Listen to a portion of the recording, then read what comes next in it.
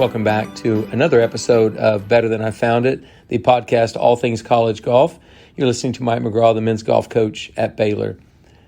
Today I'm going to bring my volunteer assistant coach, Brian Dolhide, into the fray to discuss and banter back and forth about what I consider to be a lot of fun, and that is golf records, golf history. Everybody that knows me knows I'm a bit of a golf nerd, but in 1987, July 8th to be exact, I wrote an article for the Edmond Evening Sun in my column, 10 Records That Will Stand Forever. And I revisited that in episode 81 of Better Than I Found It and realized that about 4 or 5 of those had already been broken. So I also promised after that podcast that I would come back on this same venue and come up with what I think is an absolutely definitive top 10 list of records that will never be broken, not in my lifetime, not in anybody listening to this podcast lifetime. I think I've done that here today. And so I hope you enjoy listening to this new list, and let's book it. You may not agree with the list, but you won't be alive when these records are broken anyway, because these are going to last for a long, long time.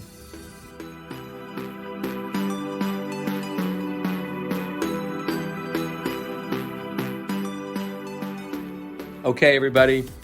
Mike McGraw here for the Better Than I Found It podcast today. I'm welcoming my volunteer assistant coach, Brian Dolhide, to the podcast today. Brian, thanks for joining me. Thanks, Coach. I'm glad to be here. Well, anybody that knows me knows that I fancy myself a golf historian, perhaps a golf nerd. I mean, you've kind of figured that out a year with me, right? I've noticed. Yeah, okay. Well, it's a hot summer we're going through here in Texas. I'm telling you, it's hot. And what I've got today for our listeners is some hot takes on what I think are some of the greatest golf records that may never be broken. So if you'll remember from podcast 81, episode 81, I sort of went back to an article I'd written for the Edmond Evening Sun in 1987 where I said there are some records that will stand. So that was a little bit before my time. I remember the podcast. I do not remember the article. What year were you born? 97. Okay, so I wrote this article for the Edmond Evening Sun 10 years before you were born. So bear with me. I basically said, here's 10 records that won't be touched. And as time has gone by, basically 4 of those were broken. And admittedly, I made a few mistakes, like scoring records are almost always going to go down eventually. They will. And I had a couple of scoring records in there and had some other records. But anyway, so on the podcast number 81, I kind of apologized for those and sort of made my peace with that, with all golf historians that happen to listen. But I did promise that we would revisit this summer, and here it is in July, and I'd like to talk about it today. And I'm bringing you on here today to refute some of my claims. I mean, you're not really a golf historian, although you've lived through some golf history. So are you ready for this? Can't wait. And just to be clear, none of these records are, in my opinion, they're in Coach McGraw's. So if any of them are broken, I am not to blame. Okay, so that's a nice qualifier right there. That's really good. Okay, and I'm going to say that I'm exposing myself to the world in a very vulnerable way to say I believe these are. So we're gonna go through some preliminary work here about some records, bodies of work that I think are amazing, some records that I think made the honorable mention, some college golf records actually. But we'll eventually get to my top 10 that will not be broken. They are unbreakable, unpregnable. It will not happen. Okay. So we'll get to those 10. We got to go through some others first. And I love how you've relinquished all responsibility. Way to go. So I want to talk first about some bodies of work, and they would be for the last 3 dominant players in the history of the game, and that would be Ben Hogan, Jack Nicklaus, and Tiger Woods. So, and chime in anytime you feel free here, Brian, because I do have some records. I think Ben Hogan's record in the Masters and the U.S. Open is silly. I mean, it's absolutely ridiculous what he did. So remember that from 1940 to 1956, he played in the Masters and the U.S. Open a total of 25 times, 26 times. That's 13 years. In those 25 Masters and U.S. Opens, so he was in the top 10 in all 25. So from 1940, now remember, he had the car accident, he had World War II. I mean, he couldn't play in all those events that were, so they're not consecutive, but in 25 consecutive Masters and U.S. Opens that he played in, he was in the top 10 in all 25. I'm not going to say that's a record because you can't really duplicate that, but don't you think that's kind of amazing? I think it's amazing. Some would say that there may be an asterisk behind that with the competition he played against, I guess. Okay. Well, you know, I'm pretty old school, but I do see your point. I feel like the top 10 for Ben Hogan opponents, the top 10 for Jack Nicklaus opponents, and the top 10 opponents for Tiger are relatively similar when you come right down to it. The best players of a generation are pretty similar. Now, forget about technology, forget about scoring records, all that. Right. So the top 10 are. But still, you had players to beat, right? For sure. And in the U.S. Open and the Masters, 25 straight times in those events, he was top 10. I think it's kind of crazy. I don't think that'll happen again. Okay. So Jack Nicklaus, now, there's another one. There's certain records that I'm not going to mention that will be in my top 10 or maybe an honorable mention. But I will say that his major record in the 1970s was, as the kids would say, absolutely stupid. It was sick. He played in 40 majors from 1970 to 1979, that decade. Yeah. He won 8 of them. So he was 20% victories. Right. But he made the cut in all but one. Yes, he made a cut in all but one during that major. So 39 out of 40 cuts. 10 straight years. Wow. Yeah, essentially. So, and there's some other records during that stretch and during his major career that go into these other 2 categories that were pretty amazing. And then Tiger,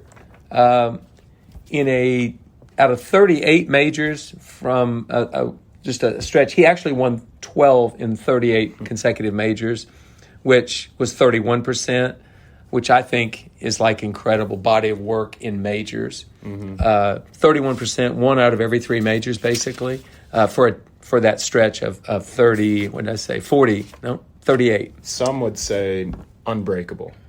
Yeah, but it's not really a record. I guess it's sort of a record. It's just a body of work that you're going, wow, that is really, really good. So you have Tiger, Jack, and Ben Hogan. You'd be hard-pressed to find 3 players in the history of the game whose body of work in the major championships over a period of time was any better than those 3. No, I totally agree with you. I mean, I think the closest would be Phil or potentially Rory. Yeah, Dustin Johnson, Rory, Phil, modern-day guys. Those guys had major, and 2 of them are still adding to their record, Dustin and Rory. I think Phil might be done, but maybe not. But anyway, they've had amazing major records, but they pale in comparison to Tiger and to Ben and to Jack. So I don't know. A lot of what I could say about their records in major championships will find its way to these other 2 lists that we're getting ready to go over. But before I get into what I'll consider our honorable mention records, before I get to that, and then obviously the top 10, I want to talk about some college golf records. I mean, you're a college golf coach, aren't you? I am. Would you like to find out some of these? And some of these happened before you were alive as well. I do want to hear these. Okay, well, here we go. Now, one of these is absolutely one of the most unbreakable records in the history of competitive athletics, not just college golf. That is a hot take, Coach. That's a hot take. Now, but I'm going to get to that. That's my number 1. The other 4, 5, or 6 that I'm going to give you here could be breakable, but they're really, really going to be tough. I'm going to start with Charles Howell's 23 under par to win the 2000 NCAA championship. Phil Mickelson's record margin victory had been 6 in 1 year in the NCAA. And Charles won by 8 that year. He shot 23 under par. Scoring records, admittedly, are breakable. but this one's going to be a rough one. It's 22-year-old record now, and nobody's even sniffed it. Mm-hmm. So I would say Charles, 23 under par in the 2000 NCAA, is safe for a while. What do you think? I do believe that. Yeah, it seems pretty safe for now. All right, in the match play era, I've got two things that I think are going to be hard to match. No pun intended, of course. But they could be broken. And one is Patrick Reed going 6-0-0 in two consecutive national championships. He won all 6 matches he played. Pretty hard to do, especially when, by and large, he was playing really good players. He was the number 1 player for Augusta State. Right. And he went 6-0. In fact, he dominated several matches. He won 7-5, 6-5. He was very dominant. In that same realm, or that same, would be Alabama playing in 3 consecutive finals. Some teams have played in 2, but as you saw this year, the University of Oklahoma and Oklahoma State University, 2 very dominant teams, got beat in the first round. And then in 2019, Oklahoma State won the stroke play by 31 shots and got beat in the semis. So it's really, really hard to get there 3 straight years. And Jay Sewell's Alabama Crimson Tide were amazing in 2012, 13, and 14. They didn't win in 2012. Texas won, but Alabama won the next 2 years. I think getting to 3 straight finals is not going to happen for a very, very long time. There's just too much really great golf being played and too many great teams. And also, I mean, winning back-to-back that's pretty impressive. And weren't you a part of one of those? I was an assistant coach in 2014, but I was also the recipient of Patrick Reed's 6-0-0 2 straight years. He whipped us 2 straight years, so I do know about those records very intimately. Well, tell me a little bit about that Patrick Reed situation, because some may say winning 7-5, you're not giving him your best player. Is that correct? Well, I did give him my best player. Both years he played Peter Uihlein, and he beat Peter pretty bad both years. And I just can't explain it other than Patrick's a great player, but an unbelievable competitor. I just think it's going to be hard for somebody to go 6-0-0. I think it's going to be hard for a team to get there to the finals 3 straight years. It's just a high mountain to climb.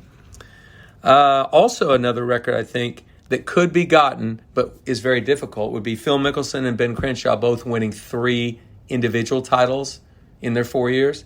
The reason I think that's a tough one is, first of all, you've got to be unbelievably good to do that. Right. And second of all, nowadays, unbelievably good has millions of dollars offered to you, and you don't finish college. It's kind of crazy, but it really happens now. What do you think about that? I agree. I mean, you win your freshman, sophomore year, I'd guess you're gone onto the PGA Tour or Korn Ferry or the Live Tour now. Well, but in 100 and some odd years, only 2 guys have won 3 titles. Right. So it's not going to happen very often anyway, but it's less likely to happen because of just offers that would be made. So there's a few records right there. And then one that I truly don't think will be beaten.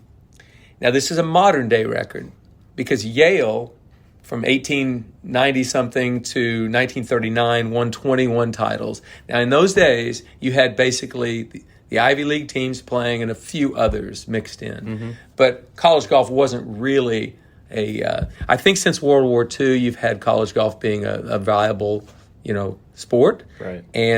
But during the modern day, so this is a modern day record, Yale's won the most, but I'm going to say the modern day record of University of Houston winning 16 national championships. There's one team I think that could get there, and that's the Oklahoma State Cowboys, because they've won 11. But they've won 3 in the last 22 years, only team to do that. But so you don't win as often as you did back in the old days. Right. It just doesn't happen. Right. So there's a lot of really great teams. I think when Houston was winning these titles in the 50s, 60s, 70s, and even into the early 80s, they won in a 30-year period, they won 16 times. You had Wake Forest, Texas, Oklahoma State, Florida, and that was it. I mean, that's what you had, those major teams that could win. And so they weren't playing. Nowadays, I mean, the 30th team at the national championship could get to match play and could win. Yep. And so that couldn't have happened in these days. But I think University of Houston 16 is safe for a while. We'll see how Alan Bratton and those boys do up there, see if they can win a few. But they had a great team again this year, ranked number 2 in the country, and did not win. So it's a challenge. All right. the mother of all NCAA golf records, the king, the champ, the number one, top of the list, would have to be Oklahoma State. 65 consecutive NCAA appearances at the national championship. That's unheard of. I mean, who's even in second? Well, I think, and again, I should have done my research, but in my mind, I know Texas has 15 in a row. So if Texas can get 50 more years of qualifying for the national championship, the Longhorns will have a tie with this record. This record is absolutely unthinkable. It just can't happen. It just can't happen. So are you going to agree with me on that one? I do agree, but I guess I'll find out when I'm 75. Well, I won't be around. I'm pretty sure on that one. So that's my college golf records. There may be others. And I would actually, before I get to my honorable mention in the top 10, I'm going to put a shout out to Sean Martin, who I think is one of the great golf historians for his age, certainly in the world.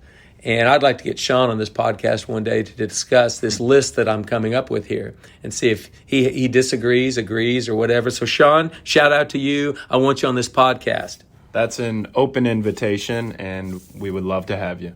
Absolutely.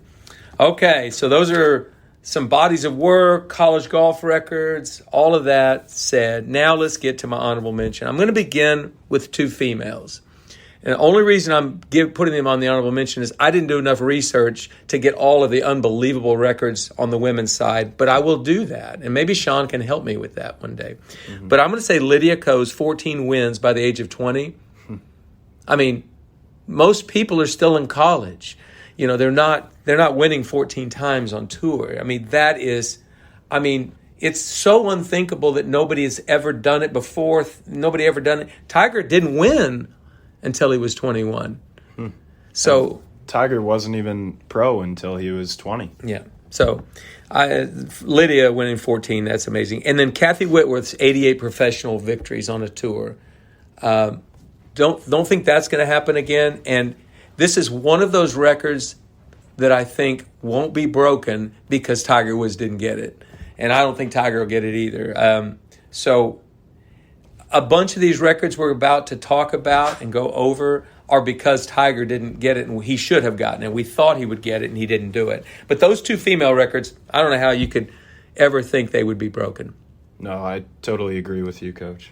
All right, so now I'm going to go through the rest of this honorable mention list in no particular order. I mean, there's no, okay, this is better than that one. These were all on the cutting room floor. They didn't make the final cut for the top 10. Mm-hmm. And when you hear some of them, you're going to go, how did that not make the top 10? Am I right or am I right? You're definitely right, but I think your top 10 here is pretty sound. Yeah, but be patient. We haven't gotten there yet. All right, so I'm going to start with the Open Championship for Jack Nicklaus.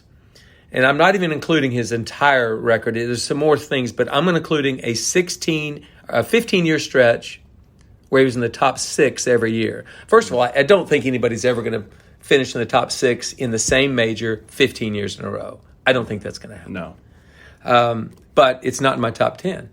Mm-hmm. But what's amazing about that is he had an average finish of 2.67. He averaged better than third for 15 straight years in the Open Championship. That's unbelievable. You think? Top 3 on average for 15 years. I mean, come on. Jack, what are you doing? Yeah. And then the next Jack stat that I think is kind of crazy, made the cutting room floor because, and it's got a little bit of an asterisk beside it, but he had 153 consecutive major starts. Not that he played in 153. That would be ridiculous in and of itself. Mm-hmm. I think he played eventually in 164 total. But 153 consecutive majors that were played, he teed it up on Thursday. And I mean, that's impressive in itself just because he's, 1, not getting injured, 2, getting older and older and still getting into these events. Yeah. Now, he got into a lot of these events, admittedly, because of just life, career, just different things like that. He wasn't qualified by the qualifications for each of those events all the way to the end. He wasn't. But I will say this, when he was he only literally withdrew from one of those events. That was the 1983 Masters. He shot 73 in the opening round, had back spasms, couldn't even get out of bed the next morning. But to think that somebody else is going to play in 153 majors that are contested consecutively, just come on. All right, these two I'm going to tie together, and they are unbelievable. Tiger won 36 consecutive matches in 3 straight U.S. Juniors and 3 straight U.S. AMs. First of all, he was down in every single one of those finals. All 6 finals, he was down at some point. And if you ask Trip Keeney, he was down by 5 or 6. I mean, Trip had him beat dead to rights in 1994. But to think somebody's going to win 3 U.S. Juniors in a row, which had never happened, and then right after that follow with 3 U.S. Amateurs, which had never happened. It's kind of like crazy. And I think, honestly, Coach, the most impressive part about that is Tiger was down. You don't hear that very often. He was down. Ask Buddy Alexander, the golf coach. I mean, it wasn't in the final, but Buddy had him down. Ryan Armour in the U.S. Junior had him down, dead to rights. It was over. Tiger just had a way of doing some things. I think he's a more clutch performer. Here's a hot take. He's a more clutch performer in his heyday, in his than even Michael Jordan. And I know that's going to upset a lot of people, but Tiger was absolutely the definition of clutch. In fact, he wasn't even, the word clutch didn't exist. It was just who he was. There was no clutch. It's just the way he played. It's hard to argue that, but also I would say he may not have even been clutch. He was just so far ahead of everybody. Maybe so. But he got behind in a bunch of those matches. Anyway, okay, so 36 in a row. And then Walter Hagen did something very similar. He won 4 straight PGA championships when it was at match play in the 1920s. How did this find the cutting room floor? He won the same major 4 years in a row. Yeah. To me, it's an unbelievable stat. It's hard to fathom how this could happen, but he did do it 4 times in a row. So. And that'll never happen again. I mean, it's literally impossible. They won't be playing the PGA Championship at match play. Very good. Okay, here's one that I think is pretty good. Jack Nicklaus's 43 top 3 finishes in majors, or 46 top 3 finishes in majors. Wow. Now, 19 of those were runners-up. I will add a caveat. He never bogeyed the last hole to lose by a shot in any of those runner-up finishes. So if you think about it, he didn't lose majors. Somebody beat him in those majors on the, and some of them he lost by quite a few shots too. But still, 19 runner-up, 46 top 3 finishes. Kind of hard to think that will happen again. By comparison, I think Phil, top 3 finishes, has 24, 6, 11, 7, 24. Yeah. So that's half, basically, of what Jack had. Right. So Greg Norman, 1986, he was the outright leader in all 4 majors after 54 holes. It's never happened before or since. Now, he only won 1 of those, and that's part of the reason this made the cutting room floor. If he'd have won all 4, we'd have been in another category. If he'd have won 3 of them, maybe. But he obviously had some histrionics, some things that happened to him that year that were kind of amazing. Shout out Bob Tway, bunker shot at Inverness. But I would say that's unlikely to happen again, but doable. Here's a silly one. Tiger, 95.6% success rate when holding the 54-hole lead in all tournaments. For that one, I think that's so impressive just because everybody knows Tiger's history, and he's been in the lead so many times. Yeah. Winning 95% is unbelievable. So even if you'd only been there 10 times, he was almost 50 times outright lead or when holding the 54 lead. But even if you'd only done it 10 times, in order to do this, to tie it, you'd basically have to win 9 of those 10. And people, as we know, the 54-hole leader does not win very often, as often as you would think on the PGA Tour. So that one's silly. Tiger's 18 WGC wins. Now, the next person is Dustin Johnson at 6. Now, the reason this definitely found the way to the cutting room floor is because he did it basically when there were 6 WGC events, and now there's only 4. So it's hard to get to that record anyway because of that. A good portion of those were won then. But 18, and the next best is 6? It's Tiger. That's Tiger. We know that he's done a lot of that. Another Tiger stat: 14 straight major wins, leading or tied for the lead after 54 holes. Most people don't think about this, but in 2019, when he won the Masters, he was trailing. I think Francesco Molinari was leading that year. But first of all, to get this record, you'd have to win 14 majors now, wouldn't you? Okay. All right. As we saw last week at the Open Championship, Rory, it looked like he was going to win his 5th major, and he didn't. And he finished 2nd, 3rd, 4th, and 8th this year in the 4 majors.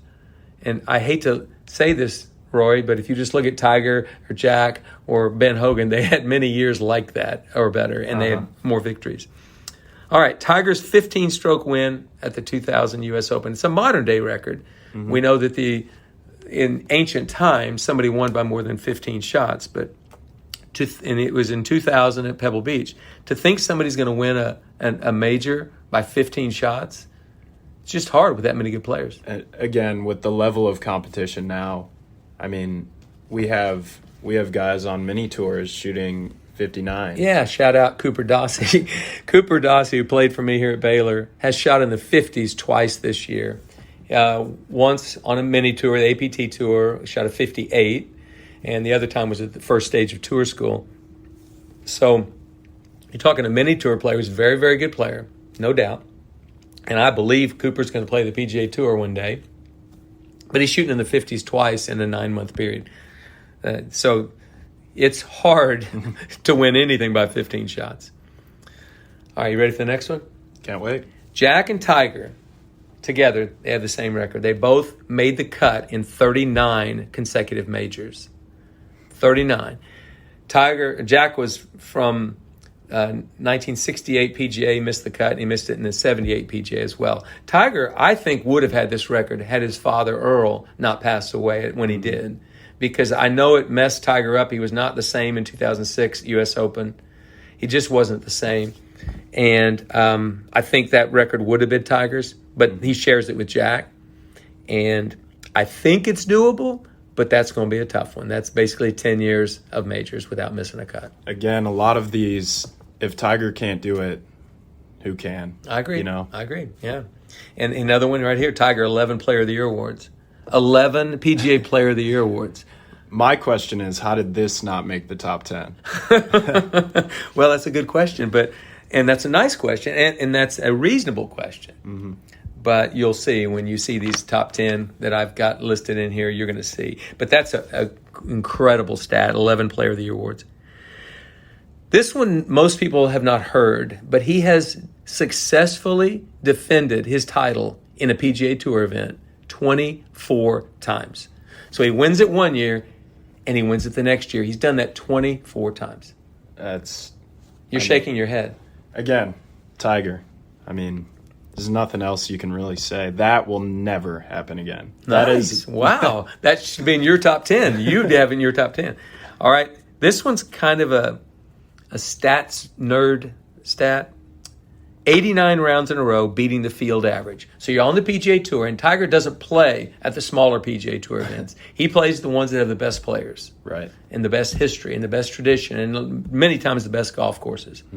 So 89 consecutive rounds that Tiger played on the PGA Tour, he beat the field average every single time.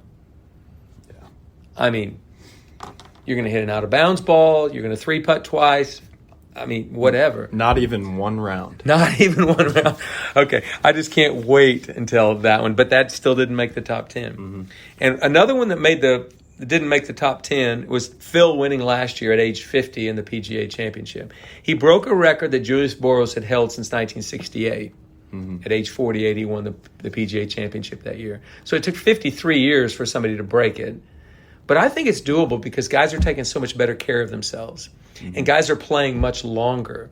I mean, the truth is that will be broken, I believe, but it's still worth mentioning. Go ahead. Yeah, it's still worth mentioning because it's like, wow, Phil, age 50, a record that was 53 years old, you got it. And going back to Tiger, before you move on from the honorable mentions, Tiger successfully defending the title 24 times. I mean, he won the Cadillac 8 times, right? Mm-hmm. And then he won another tournament 8 times, 2 others 7 times. That stat is just incredible. Okay, so there's our honorable mention list. And again, before we get to this top 10, I want to tell Sean Martin, who's sort of my kindred spirit in the golf trivia world, and I think he's probably better than I am, but he needs to come onto this podcast and prove it. And maybe we'll have you and Mikkel on Google, and you're asking us questions, and we'll have a pop quiz or something. Speed round. I would love it. Okay, my top 10 to replace my not-so-great top 10 back on July 8th, 1987. Well, to be fair, Coach, a few of those still stand. Yeah, a few of those still stand, and those are included pretty much in my podcast today.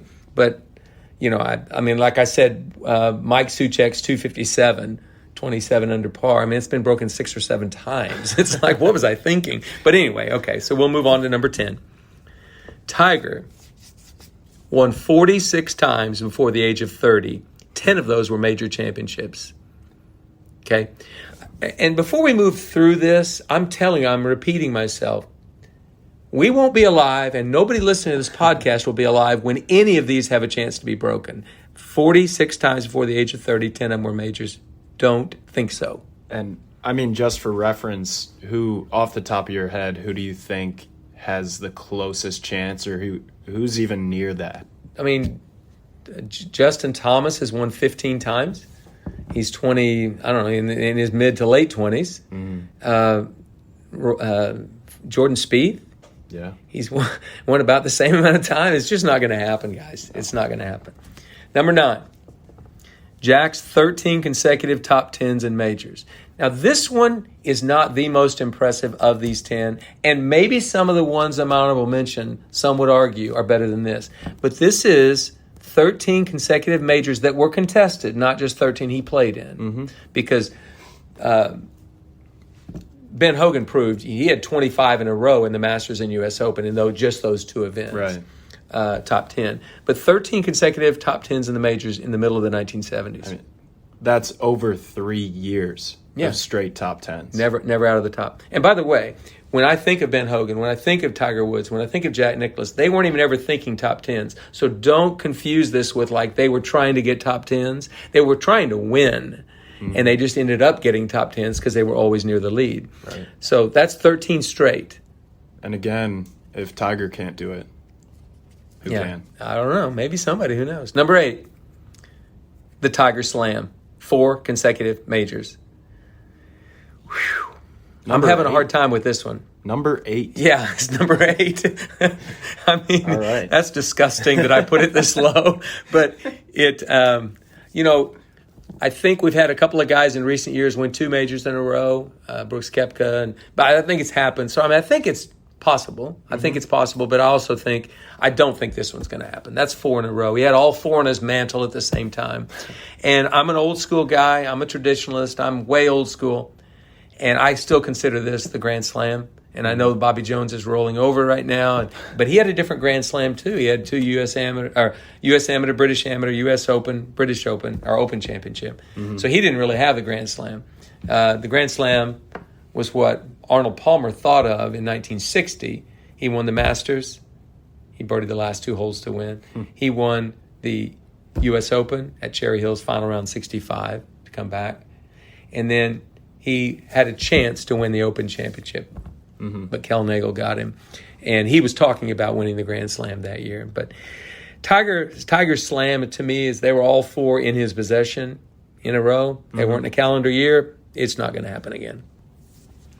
All right, a little less kind of, you won't think about this one. You'd have to do some research to come up with this one. But Jack Nicklaus, 17 years in a row, was in the top 4 in the money list. Now, 4th on the money list is a great, almost not for Tiger, maybe not for Jack, but it's still a great year. You still had a good year. Right. But for anybody else, anybody playing the game, if you're 4th on the money list, that's a good year.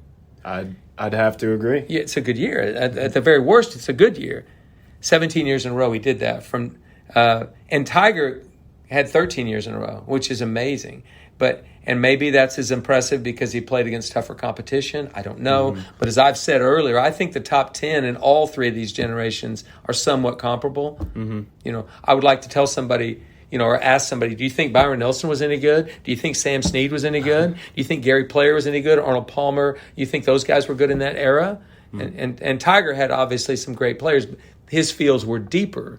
And that's what makes a lot of what Tiger did so impressive to me. Right, and it's like we've said, it's so hard to compare, but these are unbelievable records. Yeah. So if a guy's done it 2 or 3 years in a row, he still has to do it another 13 or 14 years in a row to get to this record. Jack Nicklaus, number 6. Jack Nicklaus, 71 top 10s in the majors. I mean, 71. I would say, well, if Tiger can't do it, but Tiger wasn't even close. Tiger had 41 top 10s in his career so far. So he wasn't even close. So if Jack did it and nobody else is even going to come close, this is silly. Who could do this? Who can even play in 71 majors? I don't know. 71. But I know he had 70 in his first 25 years. So in 100 majors, he had 70 were top 10s. And then he didn't have another top 10 until, he only had a couple more. But anyway, the point is that's a pretty amazing major record. I mean, Tiger's 30 behind? 30. He's not going to get there. Number 5, Tiger's 142 consecutive cuts made. 142 consecutive. Byron Nelson had 113 in the 1940s. Nicklaus made 105 from 1970 to 1976. I remember he missed the cut around my 10th birthday. He didn't miss it again until my 16th birthday. Hale Irwin had 86 in a row from 1975 to 1978. The current streak right now on tour is 15. 15, John Rahm. So for Tiger to have made the cut in 142 consecutive events, I have to stop, take a deep breath, and think, wow, we won't see that again. Playing a full schedule, that's almost 6 years of making cuts. Well, and that's what Jack did. But for Tiger, it was actually a little bit longer, I think, because he played in less events.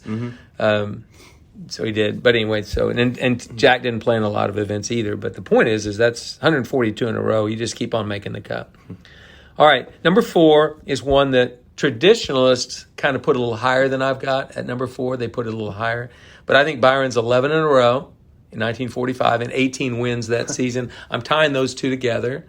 If you win 11 in a row, you're probably going to win quite a few more that season. Right. That's pretty amazing. They've written books about it, just that one season. So I'm really, really impressed by this record. And some would say, well, a lot of players weren't playing the game. They were in the war during the time. The war was finishing up. World War II was. And I still say to win 11 in a row against any competition is pretty hard to do.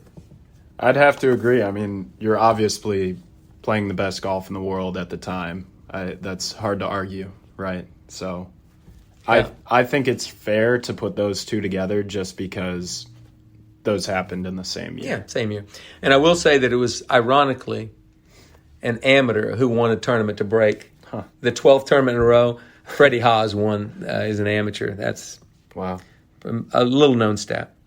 Number 3, Ben Hogan's percentage of top 10 finishes in his tour record, and his top 3 finishes on tour. I think when we see both of these records, you're just going to say, come on, coach, this didn't happen. Ben Hogan was in the top. He played in 292 PGA Tour events. Okay? And let's see if I can get my pages here correct. Well, anyway, he was in the top 10 82.5% of the time in 292 events. He was in the top 3 47% of the time. Almost half of the events he played, he finished in the top 3. Now, I put this high even though the competition wasn't what it is today, but that's probably the reason this can't be broken. Right. I mean, that's the most unbelievable record I've heard yet today. that will never happen again just because of the competition. I mean, 47% top threes in all events. And by the way, each of those that was second and third, he's still upset about it in his grave. He thought he should win every tournament. Yeah. But that's a pretty amazing statistic. So number 2 and number 1, you and I disagreed on slightly. I know you got to see this top 10 list before we started, but number 2 is astonishing. Mm-hmm. It's astonishing. It's Tiger Woods, 683 weeks as world number 1. Not consecutive, but 683 weeks as world number 1. If we look at it, the next best was 331 from Greg Norman. And Greg was a great player for a long time, 331. Tiger, 683. How many years is that? I mean, if you took 683 divided by 52, right? It's over 13 years. Yeah, 13 years as the best player in the world. I mean, boom. Now, I think Jack would have approached this at some point in his career, but they didn't have world rankings until literally came out the year he won his last major, and he obviously wasn't going to be ranked number 1 at 46. But so I think maybe some earlier guys, maybe Ben Hogan, maybe Byron Nelson, maybe these guys, but Byron didn't play that long a career. So, I mean, 13 years in this era, that's how Dustin Johnson, 135 right now, I think is the next best. Rory, 106. So, I mean, if you become number 1 in the world, it's an amazing accomplishment that you'll remember as long as you live. If you've done it for 683 weeks, it's like eating grape nuts for breakfast. It's just breakfast, right? It's not any big deal. Yeah. Other than that's what he said his whole career out was to do all things that Jack Nicklaus had never done. And in 1953, when they called Ben Hogan the greatest player in history, he said, that's okay. Somebody will come along, some young kid that's alive today will come along in 1975 and break all my records. Interestingly enough, Jack came along in 1975, and that's in the heart. He was 35, and that was the heart of his career when he was the best. And then it was basically the same years later when Tiger Woods won the Masters by 12 shots. These are generational things. People may say that about Tiger. That 683 weeks, mark my words, that will never be broken. Okay. And I'll be in my grave when that happens. Okay, I like hearing that. All right, number 1 is the one that I think you probably all know, the one I would come to, and that is Jack Nicklaus's 18 professional major championships. We already had one stat in there, made the cutting room floor, 46 times that he was first, second, or third. But 18 professional majors, because Tiger Woods did not get it, it will never happen. Tiger Woods was the guy who was going to get it. Let me say yet. Tiger Woods has not beaten it yet. You know, I agree. Your generation would, every time Tiger tees it up, think, is this the week he's going to win? I used to do that with Jack as he got older. Is this the week he's going to win? And kind of understated here is the 1998 Masters when Mark O'Meara won his first major. If Jack Nicklaus would putted a lick that last round, I think he would have been the 1998 Masters champion at age 58. He finished tied for 6th. Little trivia here is the only time Jack beat Tiger in a major championship. Tiger finished 8th. But so I think that 18 professional majors is undoable. I just don't, because Tiger didn't get it, it's not going to happen. Yeah. You're okay with that? It's your list, Coach, to be fair. I'm not okay with that. Okay. I still think there's a chance, and I mean, he won in 2019. Who's to say he can't do it again? I know the car crash set him back, but now by that same logic, the car crash Ben Hogan had, he just won 6 of the next 9 majors he played in, and he had to wrap his legs with bandages the rest of his life, and he limped around, and he couldn't play 36 holes, but he did the final round on Open Saturday. Hogan, so. I'm not going to say that car crash ended it for Tiger. He's still got a chance, but I don't think he's going to play that kind of. He's fully 6 or 7 years older than Hogan was when he had the crash. All I heard from that is you're saying he has a chance. Is that what you heard? Okay, well, that is my top 10 list. It is different than my top 10 list in July of 1987. It's different than my amended top 10 list this in episode 81. But I think this is definitive. This top 10, 100 years from now, none of you will be here. So it doesn't matter. So we need to make sure that this recording lives on, because somebody is going to have to be alive when one of these is broken. And I don't think any of them will be, this top 10. Okay, so officially, well, I want to thank Brian Dolhide for spending 45 minutes with me today, because I am a golf nerd and I do go through all these stats. And I want to thank you, Brian, for that. Thanks a lot for having me, Coach. This was a lot of fun. Absolutely. And then I want to challenge Sean Martin to join me at some point. Let's try to do it late fall when I finish my fall season. And I want you to come up with 5 trivia questions that you think I couldn't answer, that are doable, but you think I couldn't answer, and I'll come up with 5 for you. And then we'll have Brian and or Mikkel ask us some other questions. We'll have a little contest, and we'll discuss this list that I had today. You got it, Sean? Okay, well, thank you all so much for joining in. It was fun for me because I am a golf nerd and a golf historian, and this was a lot of fun. And I think I finally come up with a definitive top 10 list. Have a great day.